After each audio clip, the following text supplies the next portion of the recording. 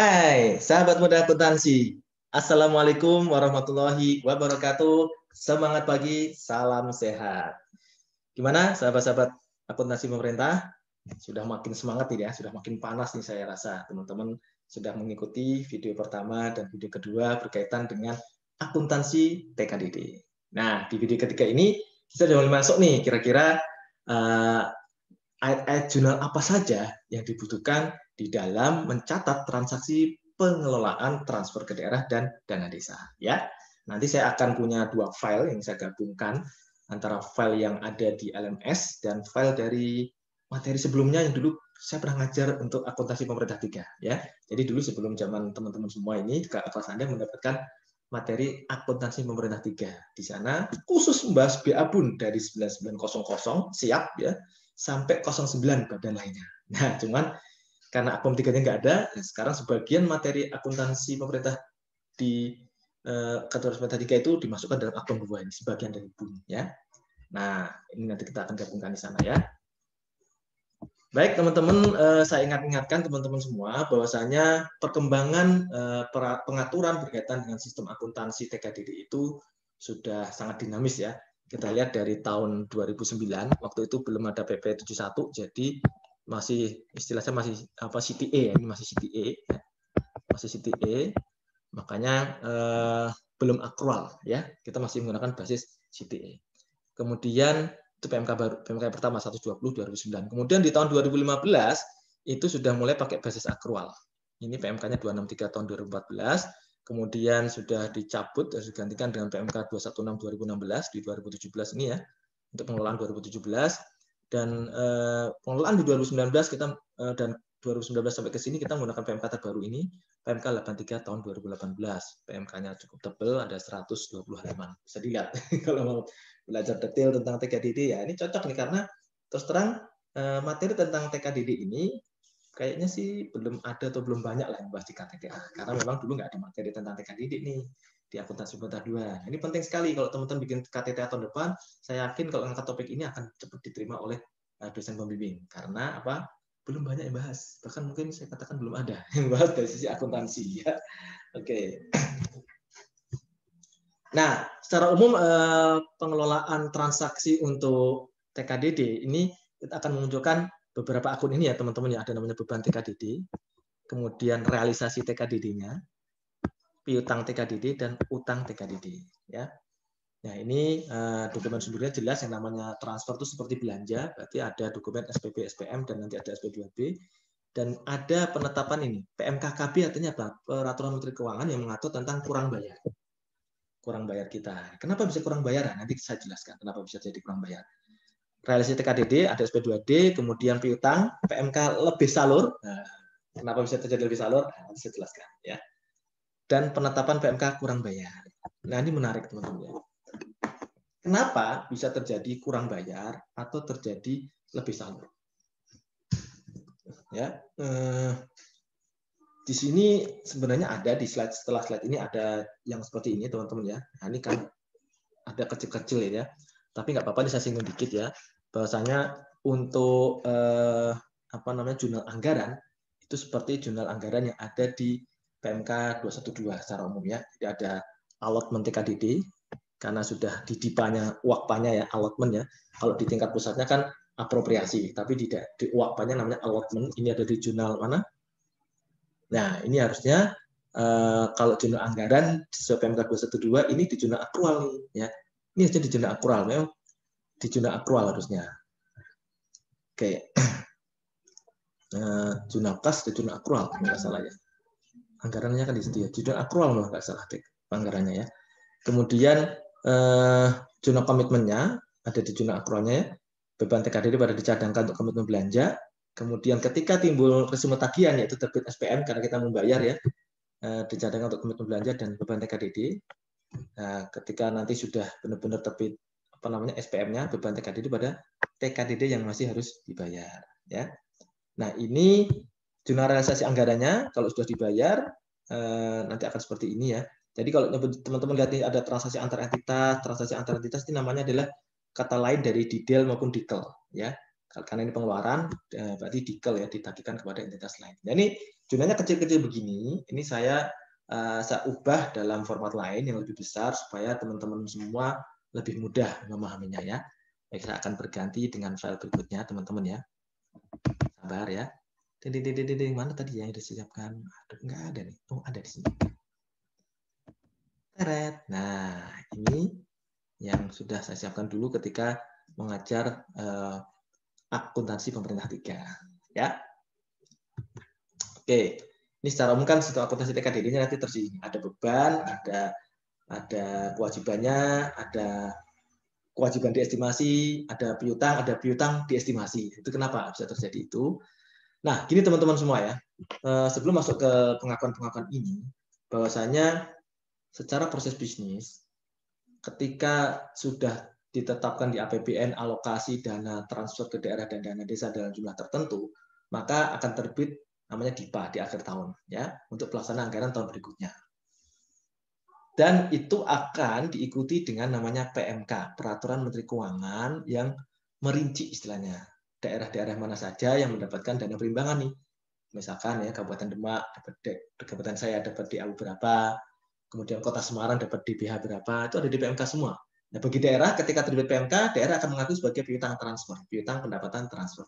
Tapi bagi pemerintah pusat, terbit PMK yang pertama kali itu dia nggak perlu nyatat apa-apa.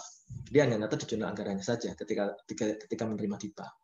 Nah, ketika nanti timbul realisasi, nah, maka itulah baru nanti nyusun SPP, SPM, nanti ada pengakuan mengenai resume tagihan dan lain sebagainya, sebagaimana kita memproses resume tagihan untuk belanja. Jadi kalau pertanyaan besar saya gini, yang sering saya tanyakan ke teman-teman ya sebelumnya, apa sih perbedaan belanja dengan transfer? Toh sama-sama uang keluar nih, dan sama-sama tidak diharapkan kembali ke kas negara gitu. Bedanya apa sih?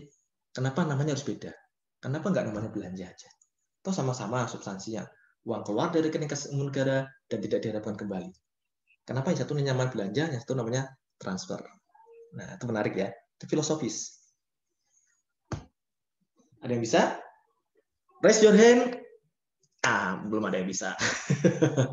Waktu habis. Nah, Bapak cuma ngasih waktu sekian detik, Pak. Gimana mikirnya? Nah, secara filosofis begini. Yang namanya belanja itu pasti berkaitan dengan pelaksanaan tugas fungsi KL, Kementerian Lembaga, pemerintah pusat, menghasilkan sebuah output tertentu. Itu namanya belanja. Tapi kalau transfer itu adalah, ya namanya juga transfer. Kita cuma mentransfer uang saja. Mentransfer uang dari pemerintah ke daerah tanpa adanya output tertentu. Nanti outputnya menjadi tanggung jawab daerah masing-masing. Nanti uang yang kita transfer ke daerah akan menjadi pendapatan transfer bagi daerah, dan daerah itu akan mewujudkan itu dialokasikan dalam bentuk belanja-belanja di daerah. Mau masuk sebagai belanja barang, belanja modal, belanja pegawai, dan lain sebagainya. Nah, itulah yang kita sebut dengan belanja di daerah. Tapi dari pusat ke daerah, karena nggak ada output, kita nyebutnya transfer ke daerah dan dana desa. Gitu ya teman-teman ya. Yang menghasilkan output nanti siapa? Ya daerahnya ketika merealisasikan belanja menurut APBD masing-masing. Nah, itu ya bedanya belanja dan transfer. Nah, kemudian gimana setelah realisasi? Nanti sekitar pertengahan tahun ke atas ya, mungkin bulan Oktober, November itu pemerintah tuh melalui DJPK akan lihat nih, memonitor antara realisasi penyaluran TKDD dibandingkan dengan realisasi pendapatannya. Loh, kenapa Pak? Ya iya, karena kan transfer ini kan berkaitan sama pendapatan nih. Sementara transfer sudah kita cadangkan di DIPA ya, sesuai dengan estimasi pendapatan yang kita susun tahun lalu gitu ya. Tahun lalu misalkan 2019 kita memperkirakan pendapatan tahun 2020 itu akan sekian triliun dari pajak. Terus PBB akan dapat sekian, sehingga untuk dana bagi hasil PBB-nya akan dapat sekian triliun ke daerah. Nah, ternyata kalau menurut realisasi di tahun 2020, realisasi aktual dari pendapatan PBB-nya tidak sama dengan yang direncanakan di dalam APBN 2020, tentu realisasi TKDD-nya perlu disesuaikan dong, ya enggak? Baik itu karena barangkali estimasinya melebihi dicapai atau melebihi target, ataupun bahkan di bawah target, itu tentu akan berpengaruh kepada capaian realisasi TKDD. Ya, gampangnya begini. Kalau misalkan nih pajak PBB itu kita targetkan berapa ya? Misalkan kita targetkan 50 triliun dia gampangnya. 50 triliun kita salurkan 10 triliun buat daerah. Ya. Kemudian sampai sudah menuju semester 2, itu realisasi PBB-nya tahu-tahu kayaknya jauh dari target nih. Udah semester 2 lebih kok baru 20 triliun. Nah, terus kita padahal sudah menyalurkan misalkan tadi 10/50, kita sudah menyalurkan berapa? Kan sudah menyalurkan misalkan waktu itu ya, sudah menyalurkan 5 triliun misalkan. Berarti kan separuh dari anggarannya sudah kita salurkan. Padahal pendapatannya yang terrealisir baru berapa misalkan, ya. Misalkan baru ini Pak, pendapatannya nggak sampai 50 nih, masih jauh dari 50 nih. Berarti kan kita nanti akan lihat persentasenya, apakah realisasi kita ini mengalami dalam tanda kutip lebih salur atau kurang bayar, kan gitu ya. Dibandingkan dengan estimasi pendapatan. Ya. Kalau ternyata menurut perkiraan nanti di akhir tahun itu pendapatannya akan tidak tercapai, otomatis realisasi TKDD-nya harus kita sesuaikan dong. Berarti bisa jadi akan timbul namanya lebih salur. Tapi karena belum diaudit, kita nyebutnya nanti piutang lebih salur yang diestimasi. Ya. Demikian juga kalau ternyata pendapatannya kita melampaui target nih. Ternyata Pak, BBB-nya nih bagus nih sampai 100 triliun. Kita kok cuma ngalokasiin untuk dana bagisnya kok cuma 10 triliun, kok cuma waktu itu 20% dari 50. Berarti kalau dikalikan 100 kan 20% harusnya dapat 10 triliun lagi dong. Tapi karena di DIPA-nya nggak ada tambahan 10 triliun, jadi perlu disesuaikan. Karena sudah akhir tahun nanti nggak bisa lagi ngeluarin DIPA baru kan. Itu berarti kita akan mengestimasi kira-kira kurang bayar kita berapa. Itulah nanti akan muncul estimasi. Jadi yang namanya lebih salur atau kurang bayar adalah sebuah keniscayaan. Ketika realisasi TKDD-nya ini kita kaitkan dengan prognosa realisasi pendapatan negara yang dibagi hasilkan sampai dengan akhir tahun ini berapa. Ketika perkiraan realisasinya tidak tepat menuju ke angka di APBN, maka tentu ada penyesuaian, baik kita karena lebih salur atau kurang bayar. Gitu ya teman-teman ya. Itulah makanya secara nature tidak bisa dihindari ada namanya kurang bayar dan lebih salur. Karena realisasi kita untuk TKDD sangat tergantung dengan realisasi pendapatan yang dibagi hasilkan dong. Iya nggak? Semakin besar dia dari target, melampaui target, maka harusnya jatahnya daerah ini makin naik gitu ya. Tapi sebaliknya kalau nggak mencapai target, realisasinya harusnya disesuaikan dong, tidak sebanyak itu. Kalau sudah terlanjur disalurkan, ya kita sesuaikan nanti lebih salur. Nah itu ya. Dulu sih sebelum tahun 2000 berapa ya, 2015-2016 itu saya ingat waktu saya masih di DCA, teman-teman ya, itu pembayaran DBH migas terutama itu ya, kan disalurkan per triwulan. Triwulan sekian persen, kemudian yang terakhir berdasarkan perkiraan realisasi. Nah, tapi habis itu disederhanakan sama DJPK sehingga penyalurannya tidak langsung pertulas ke persentase tertentu, tapi terakhir langsung kita disuruh bikin prognosa realisasi. Ketika ada perbedaan antara prognosa realisasi pendapatan dengan uang yang sudah disalurkan melalui TKDD, maka disitulah kita akan melakukan namanya verifikasi dan perhitungan untuk mengakui adanya kewajiban diestimasi atau piutang diestimasi. Nah, itu ya teman-teman ya. Itu proses bisnisnya dipahami dulu nih. Kenapa bisa terjadi lebih salur atau terjadi kurang bayar. Oke, mohon maaf ya. Panas nih. Sana panas nggak? Saya nyari pasangin dulu ya. Oke. Baik, teman-teman ya. Nah, sekarang kita bicara yang gampang dulu nih. Beban transfer. Bagaimana kita mengakui beban transfer ketika otomatis resume tagihan sudah divalidasi dan diverifikasi oleh KPAB-nya ya yang ada di DJPK ataupun yang ada di Direktorat Pelaksanaan Anggaran yang di KPPN-nya ya. Diukur tentu nilai nominal yang ada di SPP-nya gitu ya.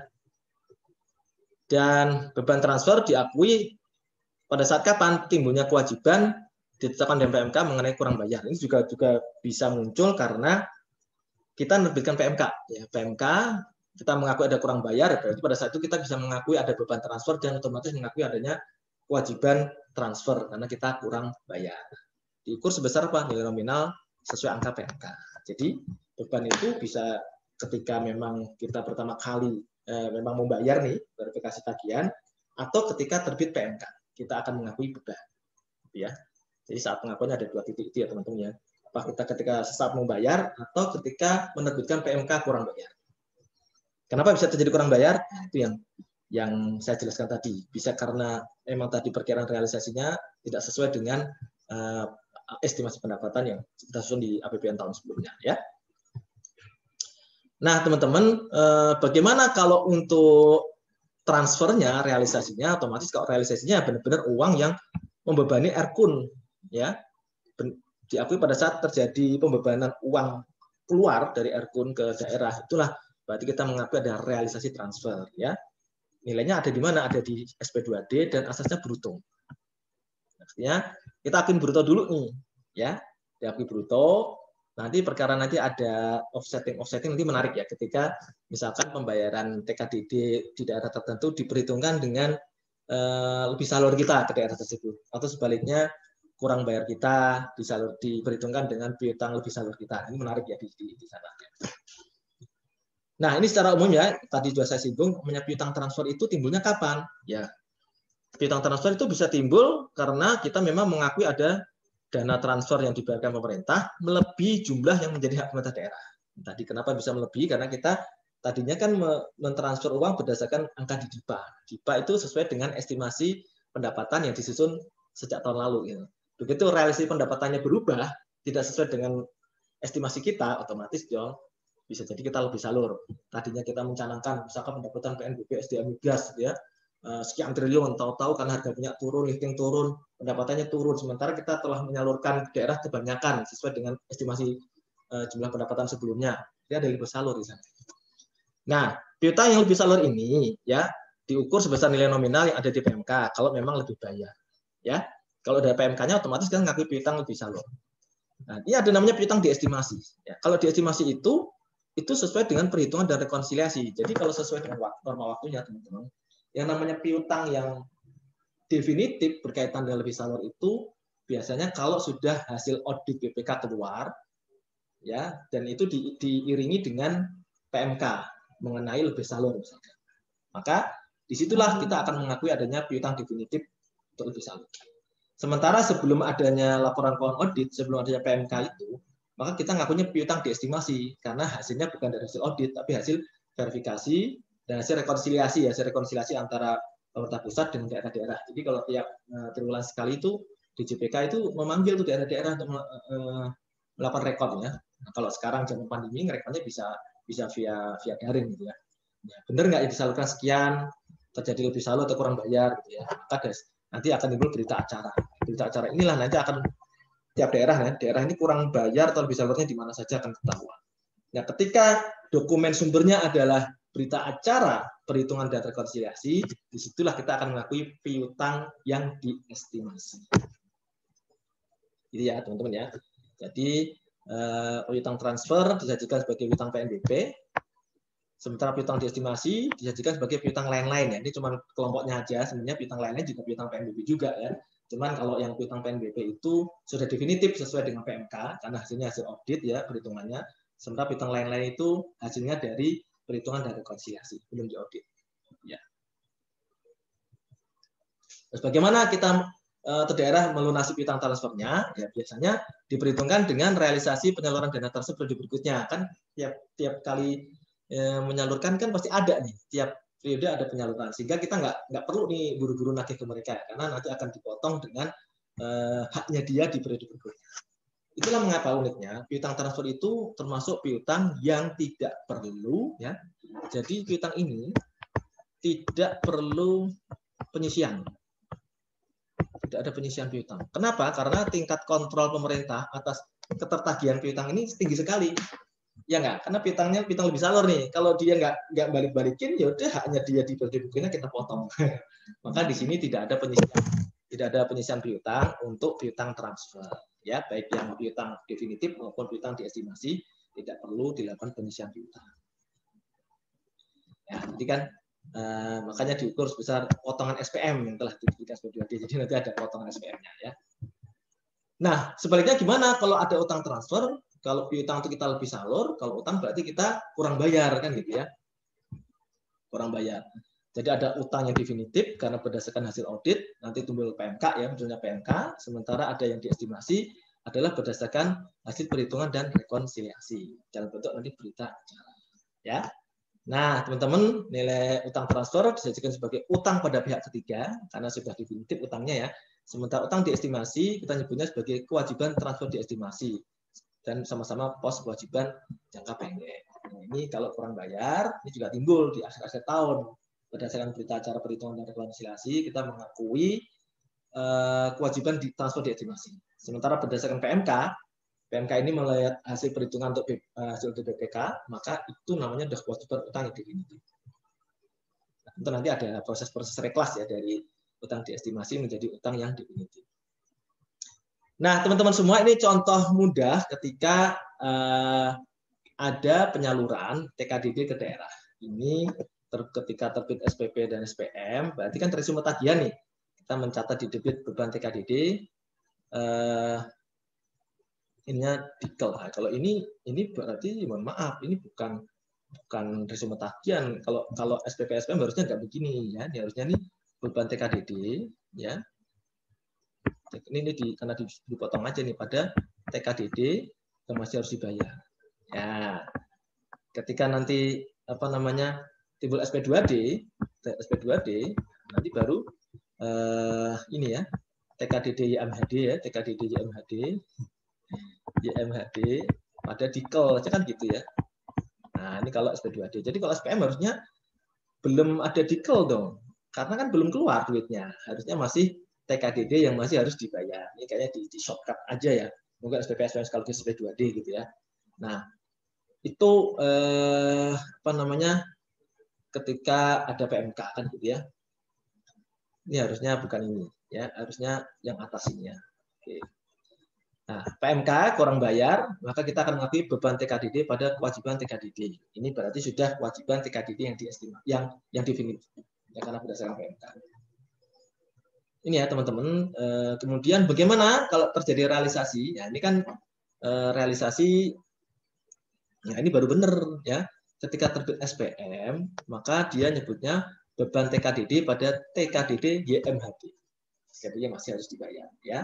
Kemudian ketika terbit SP2D, TKDD yang masih harus dibayar pada dikel. Kemudian di buku besar kasnya TKDD pada dikel. Kalau di PMK itu nyebutnya transfer antar entitas gitu ya. Itu sama ya. Sebenarnya makna dari ditagihkan ke entitas lain atau diterima dari entitas lain adalah transaksi antar entitas, sama-sama masuk ke dalam laporan perubahan ekuitas. Ini kalau terjadi realisasi TKDD. Oke, teman-teman silahkan ngopi dulu. Tarik nafas. Jangan lama-lama tariknya, keluarkan lagi nafasnya. Ya, paham ya teman-teman ya? Ini berkaitan dengan ayat-ayat jurnal untuk pengakuan beban TKDD di awal, ya, dan realisasinya seperti ini. Nah, kemudian kalau ada piutang, Pak, ternyata nih setelah dilakukan perhitungan, tahu-tahu kok loh kelebihan bayar nih, terjadi kelebihan bayar dan kelebihan bayar itu sudah ditetapkan dalam PMK misalkan. Maka kalau ditetapkan dalam PMK, maka bebannya kita sesuaikan, bebannya kita kredit, debitnya adalah piutang TKDD. Jadi kalau dokumen sumbernya adalah PMK, kita nyebutnya adalah utang atau piutang yang definitif, nggak pakai kata-kata diestimasi. Ya. Jadi kita reklas nih bebannya, bukan beban yang harus jadi piutang, karena lebih bayar, lebih salur. Nah, kalau piutang TKDD lainnya berarti ini karena terjadi estimasi ya, kelebihan salur ya, berdasarkan dokumen penetapan lebih bayar atau lebih salur ya. Nah, ini nilai nominalnya ada di mana? Nggak ada di PMK, tapi ada di hasil perhitungan dan rekonsiliasi tahun anggaran berjalan atau tahun anggaran berikutnya ya. Nah, ini kalau laporan keuangannya belum diterbitkan, maka kita nyebutnya piutang TKDD lainnya pada beban TKDD. Ini kalau laporan keuangan belum diterbitkan, artinya masih untuk menyusun laporan keuangan yang bersangkutan ya, untuk perhitungan tahun anggaran bersangkutan. Ini berita acaranya bisa terjadi di akhir tahun, misalkan akhir tahun 2020 tahun tersebut, atau di awal tahun berikutnya, tapi ketika laporan keuangan belum terbit, jadi masih untuk menyesuaikan laporan keuangan yang sedang kita amati, ya. Terus gimana Pak kalau sudah ditutup? Nah, kalau sudah ditutup nanti di sini diganti dengan koreksi ekuitas kan gitu ya. Kalau sudah ditutup, nanti kita lihat ya. Nah ini kalau namanya piutang TKDD lainnya itu diestimasi, berarti dokumen sumbernya adalah berita acara, hasil perhitungan dan rekonsiliasi. Ya, kalau yang definitif tadi dokumennya adalah peraturan Menteri Keuangan. Gitu ya teman-teman ya. Baik. Sekarang gimana Pak? Kalau ada kewajiban TKDD berarti ada kurang bayar nih. Kalau kurang bayarnya sudah ditetapkan dalam PMK, ya kita nambah ini. Misalkan tahun berjalan beban TKDD pada kewajiban TKDD. Tapi kalau atas yang tahun-tahun lalu ya berarti koreksi ekuitas pada kewajiban TKDD. Ya. Ini. Terus yang diestimasi gimana? Nah, kalau diestimasi berarti kan ya pasti hasil dari hasil perhitungan dan rekonsiliasi, ya. Mengakui beban TKDD pada sisi debit dan kewajiban TKDD diestimasi. Nah, ini kalau masih tahun berjalan nih. Nah, kalau laporan keuangan sudah terbit, berarti beban TKDD-nya tinggal diganti dengan koreksi ekuitas. Itu aja simpel ya. Pokoknya kalau masih terkait dengan tahun berjalan, beban TKDD pada kewajiban. Tapi kalau sudah lewat tahun, menjadi koreksi ekuitas pada kewajiban TKDD diestimasi. Itu ya, teman-teman. Ini karena dokumen sumbernya bukan PMK. Nah, terus bagaimana kalau ternyata terjadi pengembalian transfer, Pak? Ini lebih saji, lebih salur misalkan ya. Pengembalian transfer untuk tahun berjalan. Ya, kita tadi mengakui beban transfer pada dikel, berarti ketika dikembalikan, kita balik ya, dikel pada beban transfer ke daerah, ini dikel pada transfer ke daerah. Nah, ini kadang-kadang ini saya terus terang masih ragu-ragu ya. Kadang-kadang kalau di PMK 212 itu dia itu konsisten. Kalau di sisi debit namanya detail semua. Ya. Tapi ini di sini yang PMK ini masih menggunakan kata-kata dikel karena dia mungkin mereklas, mereverse ya, membalikan jurnal tahun berjalan. Ya. Tapi sebenarnya substansi nanti akan sama ya, akan sama-sama mengembalikan kembali pagu anggaran untuk transfer ke daerah. Ini kalau transfer anggaran berjalan. Gimana kalau dari transfer anggaran yang lalu berarti diakui sebagai PNBP ya. Itu kan ini detail, tahun anggaran yang lalu detail pada penerimaan kembali atau pada piutang transfer kalau memang ini untuk menyelesaikan piutang transfer tahun lalu gitu ya. Kemudian kalau buku besar kaca pasti detail pada penerimaan kembali. Nah, ini seperti pengembalian belanja tahun anggaran yang lalu. Gitu ya, teman-teman ya. Ini kenapa bisa kreditnya piutang ya, karena kalau tahun lalu sudah diakui sebagai piutang lebih salur ya berarti ketika dia mengembalikan ya kita detail pada piutang transfer gitu ya. Tapi kalau belum diakui sebagai piutang ya langsung diakui sebagai pendapatan ini. Nah, gimana kalau terbitnya itu ini Pak, lebih salurnya itu sebelum terbit laporan keuangan ya. Tadi kalau sebelum terbit laporan keuangan berarti di treatment sebagai transaksi berjalan nih. Berarti kita ngakuin piutang dan mengoreksi beban transfer. Terus kalau sudah terbit laporan keuangan, nah, bebannya tinggal dihilangin menjadi koreksi lain-lain. Itu aja ya. Nah, ini cara membedakan apakah terbit laporan keuangan atau belum. Ini yang kita sebut dengan transaksi tahun berjalan atau transaksi tahun anggaran yang lalu. Cut off-nya adalah sudahkah terbit laporan keuangan audited. Ya. Kalau unaudited saja itu belum dianggap. Itu masih dianggap transaksi tahun berjalan. Nah, gimana Pak kalau koreksi salurnya ini karena estimasi? Karena kalau estimasi itu kan berarti atas dasar berita acara, perhitungan dan rekonsiliasi. Oke, kita ngakui beban TKDD di estimasi, kemudian mengoreksi bebannya. Kalau belum terbit laporan keuangan, artinya ini masih current year ya, sekarang seperti tadi ya. Nah, kalau sudah terbit laporan keuangan berarti sudah TAYL tahun anggaran yang lalu, piutang TKDD di estimasi pada koreksi lain-lain. Udah kan ya teman-teman ya. Nah, sebaliknya kalau ini ada terjadi kurang saji piutang ya, sudah kita estimasi masih kurang juga ya, tinggal ditambahin lagi kan piutang TKDD estimasi koreksi lain-lain ya. Ini berarti terjadi di tahun berikutnya gitu ya. Atau kalau lebih saji piutang dibalik, lebih koreksi lainnya pada piutang TKDD. Ini biasanya ini kita akan bisa menentukan ini kurang saji atau lebih saji kalau sudah terbit laporan keuangan BPK-nya, yang auditifnya ya. Laporan hasil pemeriksaan BPK sudah menyatakan ada lebih salur atau kurang bayar, maka pemerintah nanti mengeluarkan PMK. Jadi kita nyatanya begini dulu ya, apakah TKDD piutang TKDD estimasi kemarin itu kelebihan atau kurang? Ya, kalau kurang kita ngakuin lagi piutang TKDD tambahan pada koreksi lain-lain. Kalau ketinggian, maka koreksi lain-lain pada piutang TKDD di estimasi. Itu dulu. Habis itu baru direklas nih dari piutang TKDD estimasi ke piutang TKDD yang definitif. Nah, jadi setelah jumlah piutangnya definitif, maka dilakukan reklas dari piutang TKDD estimasi ke piutang TKDD yang definitif. Jadi disesuaikan dulu jumlahnya ya, Mbak, Mas, apakah piutang itu nambah atau berkurang, ya. Baru piutang TKDD direklas ke piutang TKDD yang definitif. Ini tentu setelah ada laporan keuangan audited sudah terbit rekomendasi BPK dan ada PMK dari Menteri Keuangan ya. Terus kalau kurang salur gimana? Ternyata kalau kurang salur ya ditambahin aja apa namanya? Ini kalau kurang salurnya apa namanya?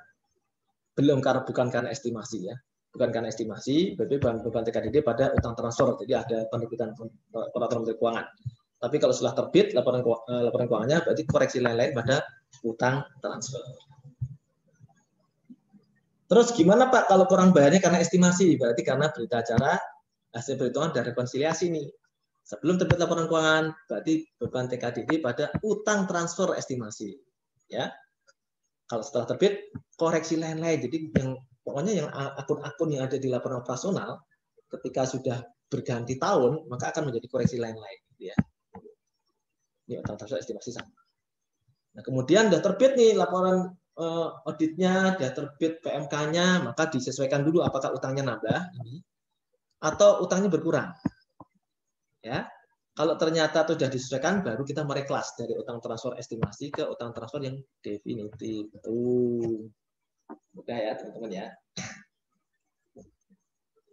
Ini bagaimana kita menyelesaikan utang piutang yang estimasi menjadi utang piutang yang definitif.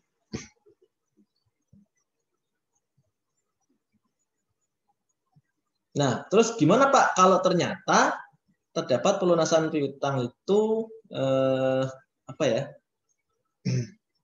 Melalui pemotongan SPM. Kalau pemotongan SPM berarti kita mengakui dulu nanti ada kan karena pengakuan transfernya kan harus gross ya. Kita ngakui dulu nih ada uang, seolah-olah uang keluar dari kas negara ini utuh gitu ya. Baru nanti dipotong SPM-nya ada uang itu balik lagi sebagai pengembalian transfer tahun berjalan atau sebagai pendapatan PNBP kalau dari tahun anggaran yang lalu. Kan gitu ya. Nah, itu ya teman-teman secara umum berkaitan dengan akuntansi TKDD, jurnal-jurnalnya sudah ada semua, ini tadi ada ya. Nah, mudah-mudahan ini memberikan pencerahan buat teman-teman. Bahasanya ternyata unik juga ya, pembukuan atau pencatatan transaksi untuk TKDD. Jadi ada beban, ada piutang estimasi, ada piutang definitifnya, ada utang estimasi, ada utang definitif, dan ada realisasi transfernya di buku besar kas. Jadi teman-teman ingat tadi bedanya belanja sama transfer apa, ya kemudian kapan timbul utang diestimasi, kapan timbul piutang diestimasi, kapan timbul utang piutang yang definitif, itu teman-teman harus clear karena itu nanti kita akan berdalam melalui latihan-latihan pembahasan soal di kelas kita. Ya, demikian video berkaitan dengan ayat-ayat jurnal standar untuk transaksi transfer ke daerah dan dana desa. Oke, nanti sampai jumpa di kelas ya, guys. Bagi yang mau sit in di kelasnya silahkan, nanti bisa kelas lain yang mau sit in monggo, kita sama-sama belajar. Salam sehat buat teman-teman semua. Assalamualaikum warahmatullahi wabarakatuh. Tetap semangat ya guys.